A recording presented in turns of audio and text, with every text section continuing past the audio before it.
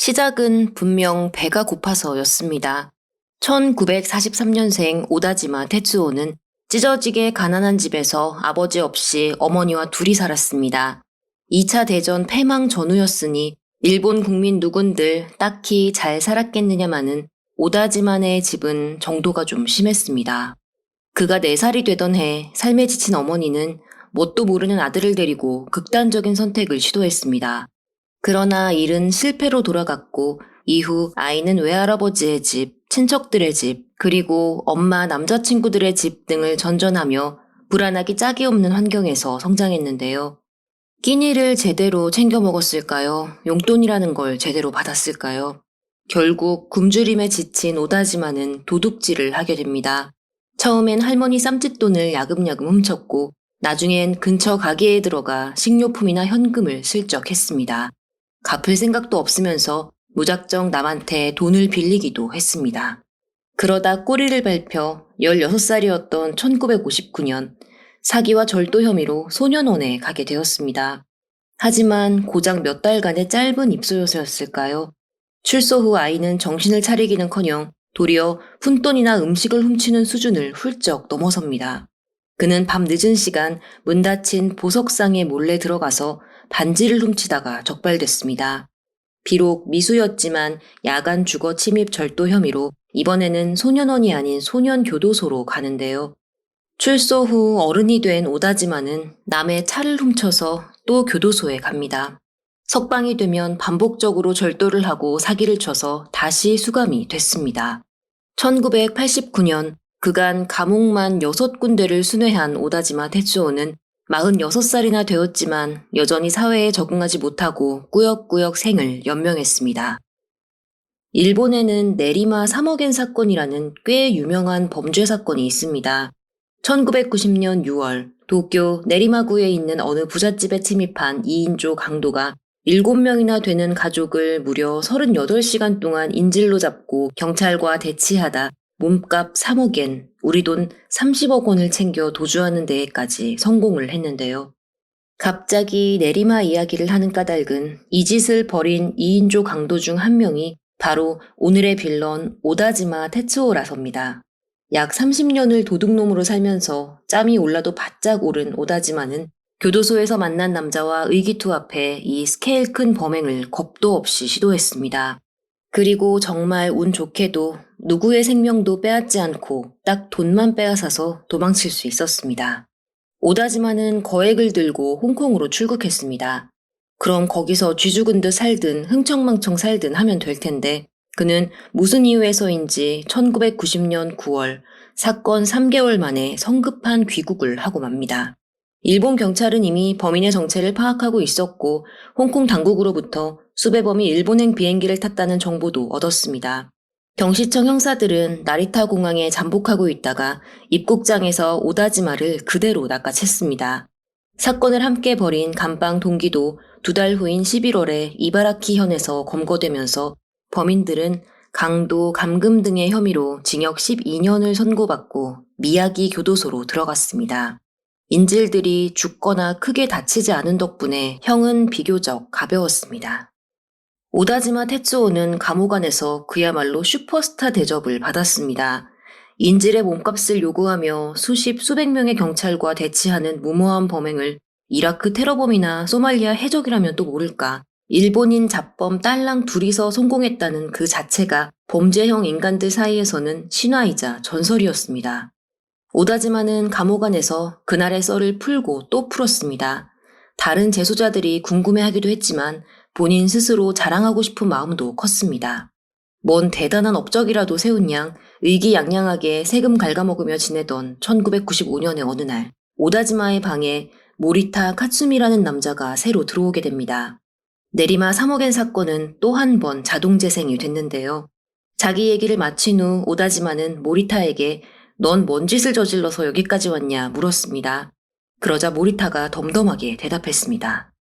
사람을 죽였습니다. 생각보다 무시무시한 분의 등장에 방안이 일순 얼어붙었습니다. 1950년생 모리타 카츠미는 가난하긴 했지만 나름 성실했던 사람이었습니다. 덕분에 젊은 나이에 결혼을 해서 아이까지 얻었는데 뒤늦게 유흥과 노름, 여자에 빠져버린 바람에 아내에게 이혼을 당하고 아이도 만나지 못하게 됐습니다. 그는 좌절과 절망에 빠져 착실했던 예전의 모습에서 점점 더 멀어져 갔습니다. 무면허로 자동차 운전을 해서 집행유예형을 받기도 했고 동거녀의 금품을 훔쳐 잠수를 탄 바람에 절도죄로 1년 4개월간 징역살이를 하기도 했습니다. 1989년 출소를 한 남자는 신주쿠 유흥가에서 접대부 일을 하는 여성 하나를 알게 됩니다. 그녀는 소위 마이킹이라고 미리 돈을 당겨 쓴 사실이 있어서 당시 포주로부터 매춘을 강요당하고 있었는데요. 이를 거부하려면 빚도 갚아야 하고 위약금도 물어내야 했습니다. 액수는 약 120만 엔, 우리 돈 1200만 원 정도였습니다. 모리타는 이 여성이 꽤나 마음에 들었는지 반값인 650만 원 정도로 업소를 탈출할 수 있도록 본인이 협상을 해주겠다며 큰 소리를 쳤습니다. 그리고는 다짜고짜 포주의 집으로 향했죠. 웬 처음 보는 남자가 불쑥 찾아와 빚을 갚으라느니 말라느니 하는데 어이쿠 알겠습니다 할 사람이 과연 있을까요? 당연히 포주는 요구를 거절했고 이에 분노한 모리타는 전화선을 뽑아 남자의 목에 휘감은 뒤 있는 힘을 다해 졸라 결국 숨통을 끊어놓았습니다. 이렇게 평범했던 남자는 순식간에 살인마로 전락하여 징역 12년을 선고받고 미야기 교도소 수감자 신세가 되었습니다. 잡스러운 범행을 이어나가며 반평생 콩밥을 먹고 산 오다지마와 뜬금포 터지는 극단적 범행으로 남은 인생을 조져버린 모리타. 언뜻 별 접점이 없어 보이는 이 두 사람은 어느 날부터 사이가 급격히 가까워졌습니다.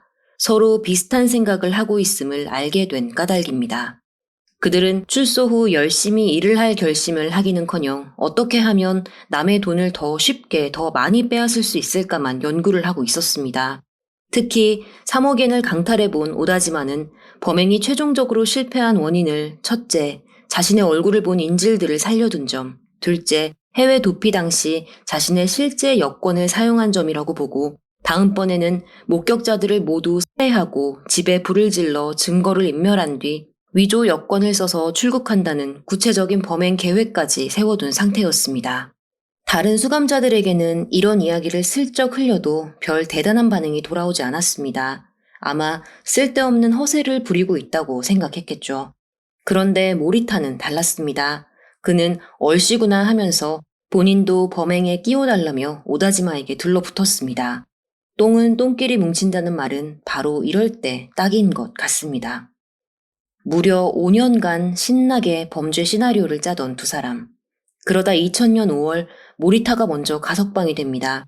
그는 오다지마로부터 미션을 받았습니다.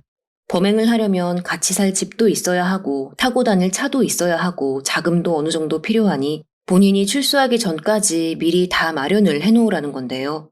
하란다고 고분고분 할까 싶은데 어이없게도 모리타는 진짜로 미션 수행을 시작합니다.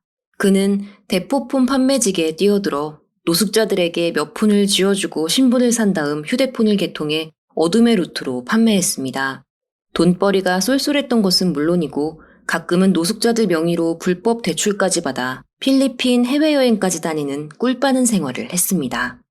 그렇게 2년여가 흐르고 2002년 6월 드디어 오다지마가 미야기 교도소를 나와 모리타가 얻어놓은 군마현 이세사키 씨의 월세방으로 들어왔습니다.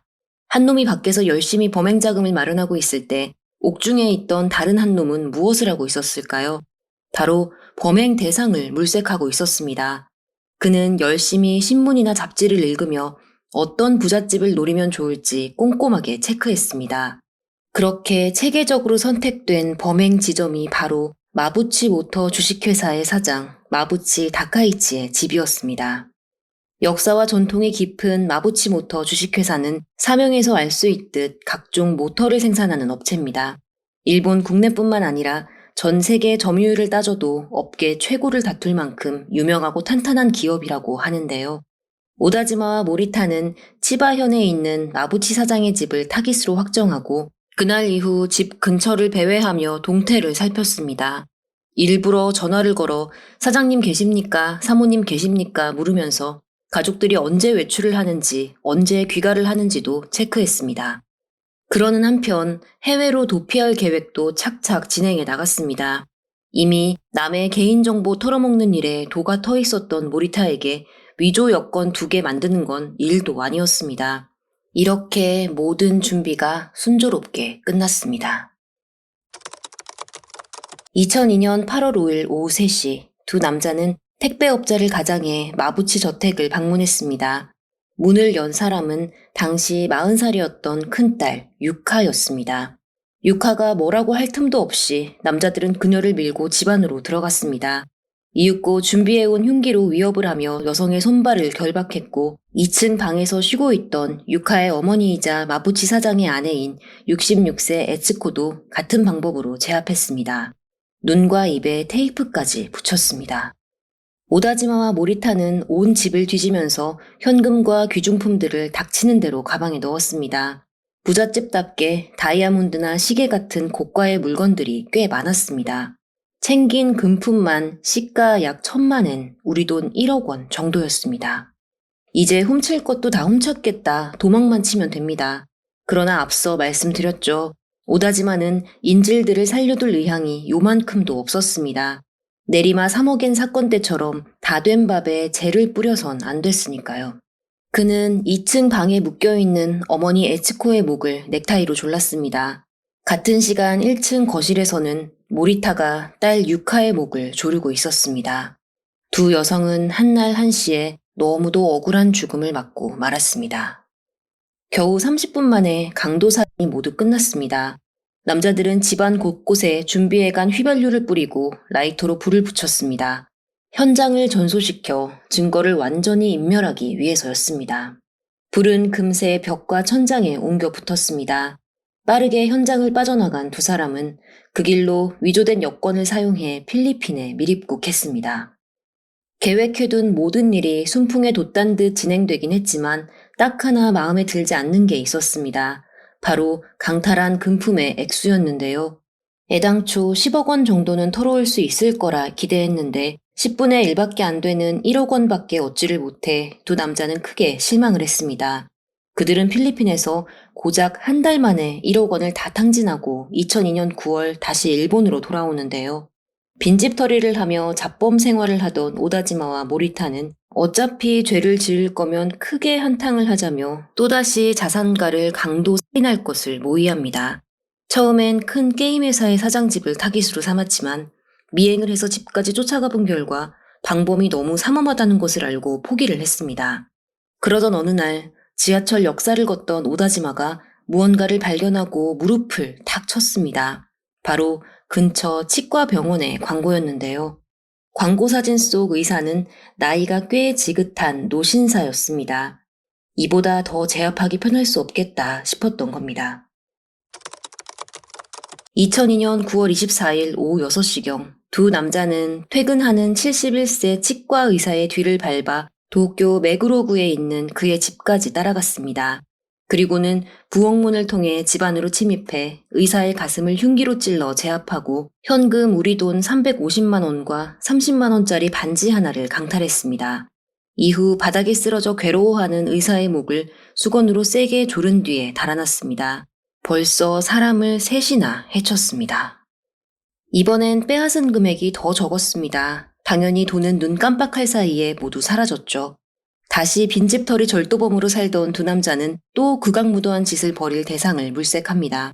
같은 짓을 2번이나 했다 보니 이왕이면 현금을 많이 가진 사람을 타깃으로 삼아야 이익을 극대화할 수 있다는 사실도 깨닫게 됩니다.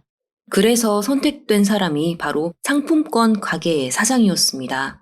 상품권을 현금으로 교환해주는 사람이니 주변에 지폐가 넘쳐날 게 분명했습니다. 도쿄 치오다구에 있는 상품권 판매점을 눈여겨보고 있던 두 남자는 병원장을 습격했을 때와 마찬가지로 사장의 뒤를 밟아 그가 살고 있는 집을 알아냈습니다. 그리고 2002년 11월 21일 오후 6시경 계십니까? 경찰에서 나왔습니다. 잠깐 문 좀 열어주시죠. 현관문 벨소리에 인터폰을 든 사람은 사장의 아내였습니다. 그녀도 원래는 매장에서 일을 하고 있었는데 이날 몸이 안 좋아 하루 집에서 쉬고 있었습니다. 그러다 갑작스러운 경찰의 방문에 무슨 일인가 싶어 벌컥 문을 열어버리고 만 건데요. 벨을 누른 사람은 경찰이 아닙니다. 오다지마와 모리타였죠. 여성을 집 안으로 밀고 들어가 마구 구타한 두 남자는 그녀의 양손에 수갑을 채우고 다리도 끈으로 묶어 완전히 결박을 했습니다.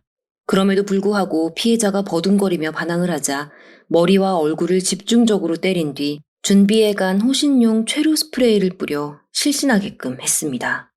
두 남자는 집안에서 100만엔, 우리 돈 1000만 원 정도 되는 현금을 찾아냈습니다.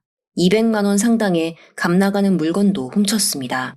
이쯤 했으면 그냥 좀 현장을 떠도 좋으련만 둘은 조금의 망설임도 없이 완전히 제압된 여성을 기어이 목 졸라 죽였습니다. 대체 사람을 뭘로 여기고 있는 걸까요? 두 쓰레기는 귀한 목숨을 기어이 넷이나 빼앗고 말았습니다. 여기까지 시청하신 우리 주간악당 구독자님들은 지금쯤 같은 의문을 품고 계실 겁니다. 이토록 험악한 사건이 계속해서 벌어지는 동안 경찰들은 대체 뭘 하고 있었던 걸까요? 오다지마와 모리타는 강도살인 3건 전부 시신을 현장에 그대로 놔두고 도주했습니다. 그러니 다른 동거인들이나 지인들한테 금세 발견이 됐죠. 심지어 첫 번째 범행 현장인 마부치모터 사장의 집은 방화에 의해 시꺼멓게 불까지 탔습니다.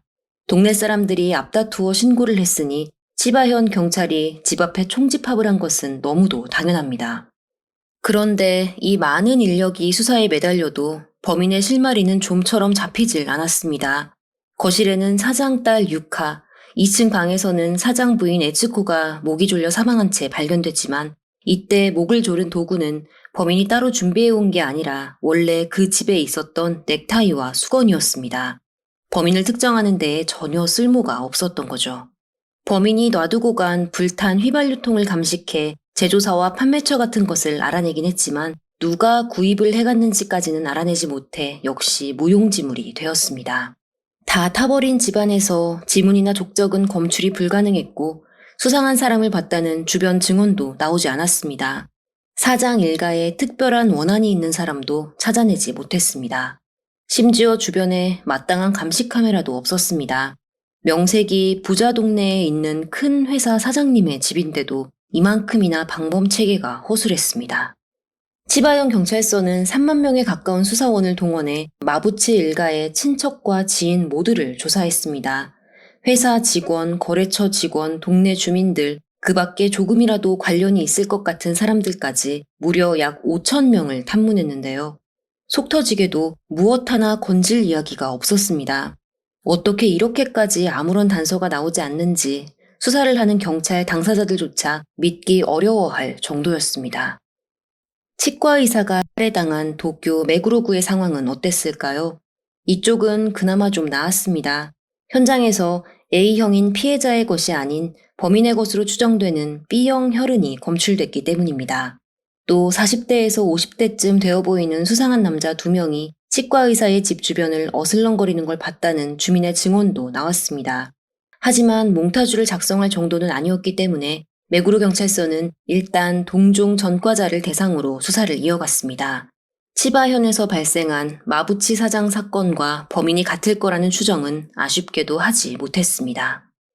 다음은 상품권 가게 사장의 아내가 숨진 3번째 사건의 수사 현황입니다.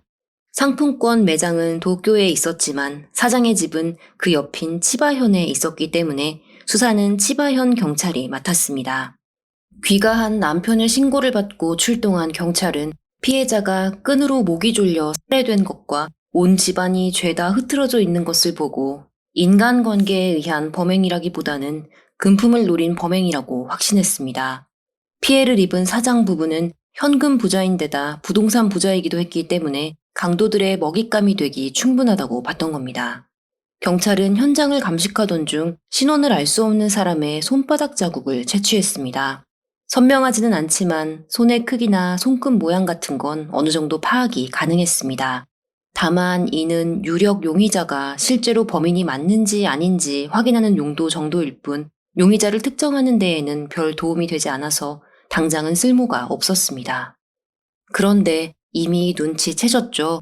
마부치 모터 사건 수사 또한 치바현 경찰이 하고 있습니다. 이번엔 동일범의 소행임을 눈치채지 않았을까요? 같은 관할에서 벌어진 강도 살인인데도 경찰은 두 건을 좀처럼 연관짓지 못했습니다. 상품권 사장의 집은 있는 것 없는 것 죄다 털렸지만 마부치 사장의 집에는 어째서인지 금품이 많이 남아있었기 때문입니다. 아직 훔쳐갈 게 널려 있는데도 범인은 집에 불까지 지른 뒤 현장을 떠났는데요. 이에 마부치 사건 담당팀은 가족과 원한이 있는 자가 화풀이로 살인을 한 뒤 현장을 강도의 지수로 위장했다고 판단하고 있었습니다. 사돈의 팔촌도 모자라 거래처 직원들까지도 죄다 탐문한 건 바로 이런 이유에서였죠. 결국 아무런 소득 없이 시간만 2년이 넘게 흘렀습니다. 힘있고 유명한 사람이 피해자가 돼도 저 모양인데 평범한 사람이 억울한 일을 당하면 거들떠나 보겠느냐며 대중은 경찰에 대한 불신을 점점 키워갔습니다. 이러니 다른 두 건은 몰라도 마부치 사건 범인만큼은 경찰 당국이 사활을 걸고 해결해야만 했는데요. 완전 범죄에 성공하다시피 한 두 살인마 오다지마 테츠오와 모리타 카츠미는 이때 어디서 뭘 하고 있었을까요? 이들은 더 이상 사람을 죽이기엔 리스크가 너무 크다고 생각해 도쿄와 치바현을 제외한 다른 지역들을 돌아다니며 성실하게 프로 빈집털이의 삶을 살고 있었습니다. 대상을 선정하는 방식도 참신하기 짝이 없었는데요. 신문에 있는 부고란 보신 적 있으시죠? 사망자의 빈소와 발인 날짜 같은 게 적혀 있는데 생전에 지위나 유명세가 있어서 경제적으로도 넉넉할 가능성이 큰 사람들이 주로 실립니다. 두 남자는 이 점을 노렸습니다. 가족들이 장례식장에 가서 비게 된 집을 공략해 탈탈 털었던 것입니다. 그 짓을 무려 100건을 넘게 해 모두 합쳐 수억 원을 훔쳤는데도 경찰서에 신고만 무성하게 쌓일 뿐 남자들은 잡히지 않았습니다. 이쯤 되니 신이 내린 도둑놈들인가 싶기도 한데요. 2005년 1월 20일, 이날도 오다지마와 모리타는 신문 부고란을 보고 군마현 마에바시시에 있는 빈집에 침입했습니다. 얼마나 부자였는지 집안엔 현금만 7천만 엔, 우리 돈 7억 원이나 있었습니다. 횡재도 이런 횡재가 없다며 쾌재를 부르던 순간 갑자기 덩치 큰 남자들이 여기저기에서 튀어나왔습니다. 상을 당한 집에 도둑이 들 것을 예상하고 미리 잠복하고 있던 군마현 경찰들이었습니다. 꼬리가 길면 밟힌다는 말이 괜히 있는 게 아닌지 오다지마와 모리타의 손에는 순식간에 수갑이 채워졌습니다. 현행범 체포이니 더 볼 것도 없이 곧바로 유치장 행위였습니다.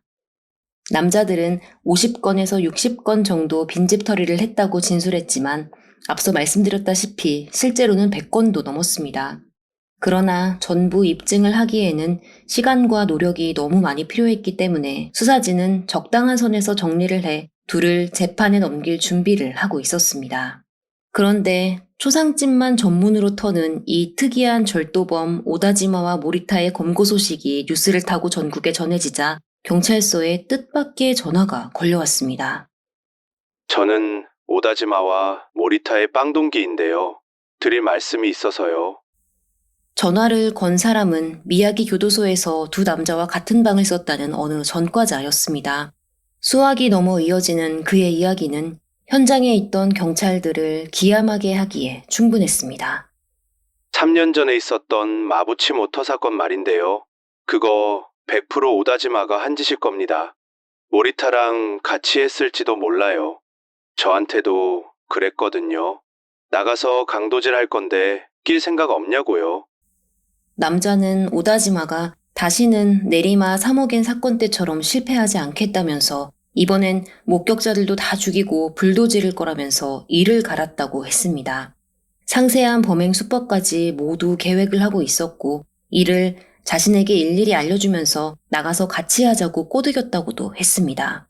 감방 동기의 말을 무조건 믿을 수는 없었지만 그가 오다지마에게 전해들었다는 범행 수법은 실제 마부치 사건의 수법과 거의 똑같았습니다.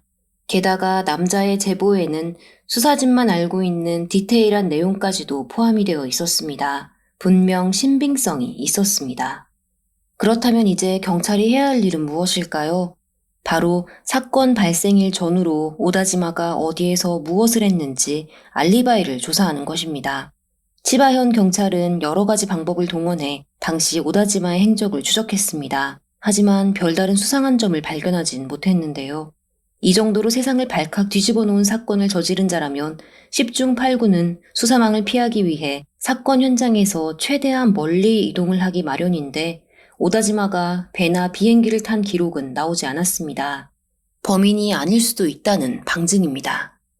하지만 악착같이 그의 뒤를 캐던 형사들은 빈집털이를 하다 함께 잡힌 모리타가 노숙자들의 신분을 도용해 대포폰을 만들어 판매하고 불법 대출도 받았다는 것을 알아냈습니다. 그리고 평소 필리핀으로 자주 놀러 다닌다는 것도 알게 됐죠. 그럼 위조 여권도 충분히 만들었겠는데요? 생각이 여기까지 뻗어나가자 수사는 미친 속도로 진행이 됐습니다. 경찰은 모리타가 노숙자의 신분으로 위조 여권을 만들었고 마부치 사건 며칠 후에 그 여권을 사용해 필리핀으로 출국했음을 밝혀냈습니다. 이에 2005년 6월 일본 경찰은 아예 필리핀으로 넘어가 모리타의 행적을 쫓았는데요. 맞아요. 이 시계 그 오빠한테 선물 받은 거예요. 남자 혼자였습니까? 아니요. 다른 남자도 있었어요. 대여섯 살 많은 형이라고 했어요. 그가 필리핀 유흥가에서 흥청망청 돈을 녹이고 다녔을 거란 경찰의 예측은 정확히 맞아떨어졌습니다. 마닐라에서 알게 된 여성에게 고급 시계까지 선물한 것으로 볼 때 남자가 당시 거금을 가지고 있었다는 점은 명백했으며 여성의 진술에 따라 오다지마 역시 필리핀에 미립국했다는 점도 명백해졌습니다. 치바현 경찰은 마부치 사건의 주범을 오다지마 테츠오로 보고 있었지만 모리타 카츠미를 먼저 공략하는 편이 낫다고 보고 본격적으로 모리타의 취조에 들어갔습니다. 아까도 말씀드렸듯 경찰은 이 화재의 사건에 사활을 걸고 있었습니다. 그러니 취조가 얼마나 빡세게 이루어졌을지는 안 봐도 짐작이 되는데요. 도둑질을 하다 걸렸으니 한 2, 3년만 살다 나오면 될 거라고 생각했던 모리타는 눈에 불을 켜고 달려드는 형사들을 이겨내지 못하고 결국 마부치 모터 사장의 아내와 딸을 살해했다고 실토합니다. 물론 범행 계획은 전부 오다지마가 세웠고 자신은 그가 시키는 대로 따랐을 뿐이라는 책임 회피도 잊지 않았습니다. 모리타의 자백을 받아낸 경찰은 의기양양하게 오다지마에게 갔습니다. 반평생을 감옥에서 살았던 인간입니다. 경찰을 무서워했으면 죄책감이라는 게 있었으면 인생 그렇게 살진 않았겠죠. 예상대로 오다지마는 수사진의 강도 높은 압박에도 눈 하나 깜빡하지 않고 모든 범행을 부인했습니다. 모리타가 거짓말하는 거다. 나는 그 사건과 1도 관계가 없다. 증거 있으면 가져와 봐라. 오다지마는 실컷 배짱을 부렸는데요. 이렇게 되면 가장 똥줄이 타는 건 수사진이 아니라 모리타입니다. 모든 죄를 혼자 뒤집어 쓰게 될지도 모르는 판국이니까요. 그렇다고 자백을 뒤엎기에는 너무 많이 와버렸습니다. 모리타는 정말 미치고 팔짝 뛸 지경이었습니다. 형사들이 이를 모를 리가 없죠. 그들은 계속해서 모리타를 취조하며 더 구체적인 범행 내용을 얻어냈습니다. 오다지마가 여전히 오리발을 내밀고 있다는 소식도 전했고 이러다간 너만 엿된다면서 대놓고 겁도 줬습니다. 궁지에 몰린 모리타는 결국 악에 바쳤습니다.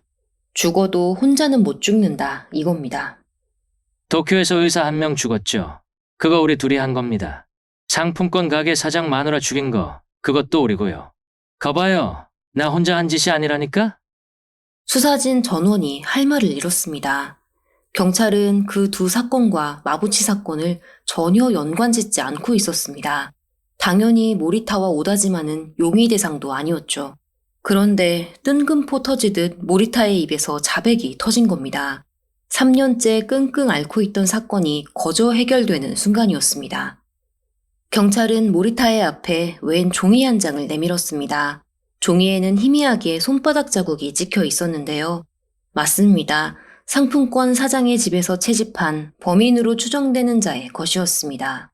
종이에 찍힌 손바닥과 모리타의 손바닥은 누가 봐도 똑 닮아 있었습니다. 모리타 카츠미는 상품권 사장 사건의 범인이 확실했습니다. 오다지마의 범행은 어떻게 입증할 수 있을까요? 모리타에게서 두 번째 사건, 그러니까 치과의사 강도인에 대해 취조할 때였습니다. 근데 너희들, 피해자들은 다 목 졸라 죽였잖아.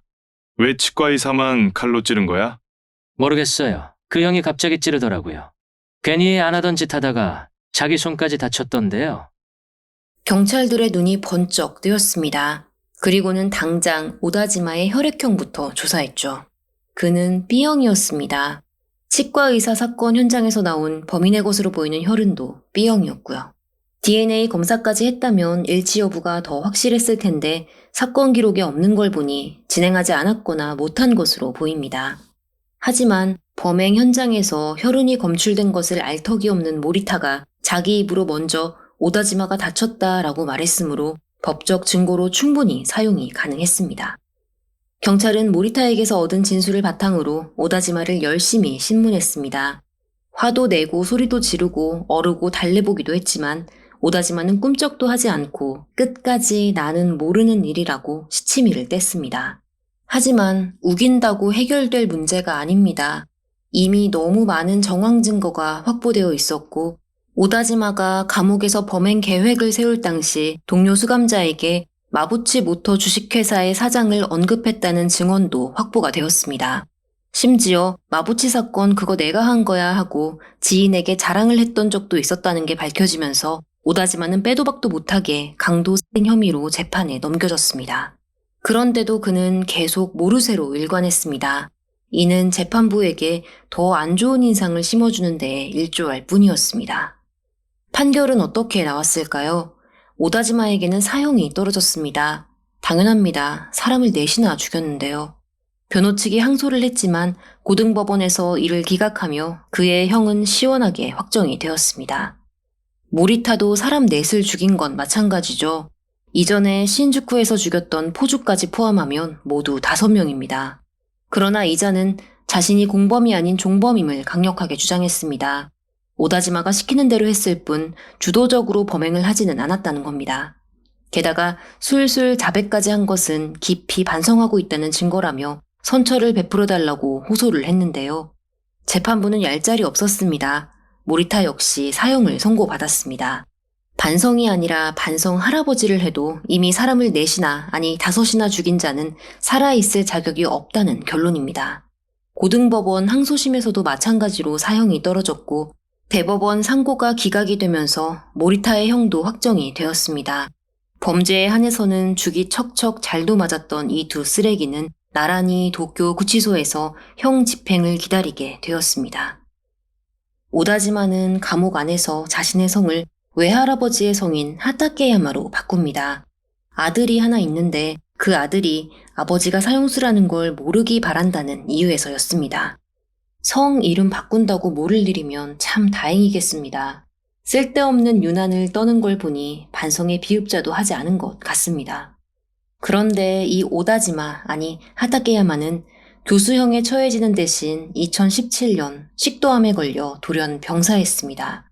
이제 모리타 혼자 형 집행 대기자가 되었는데요.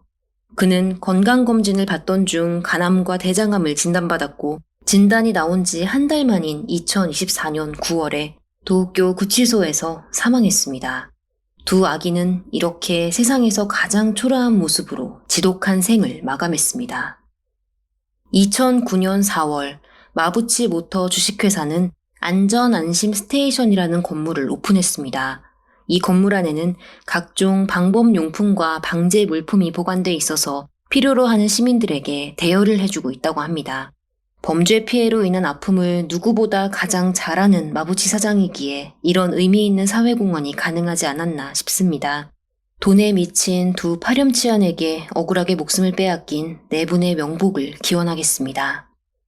오늘의 주간 악당은 여기까지입니다. 채널에 방문하시면 더 많은 사건 콘텐츠를 만나실 수 있습니다. 구독과 좋아요, 알림 설정까지 잊지 말고 꼭 부탁드립니다. 시청해주셔서 고맙습니다.